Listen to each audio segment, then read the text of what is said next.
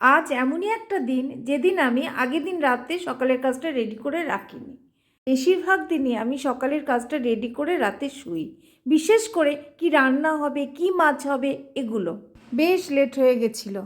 যাই হোক, তোমরা আশা করি বুঝেছো কি মাছ আমি রান্না করছি।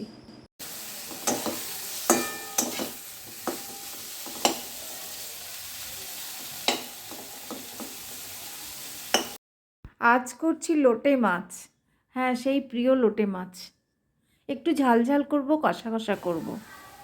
দেখো সব হয়ে গেছে, ধনেপাতা দিচ্ছি। আমার মাছ একেবারে রেডি।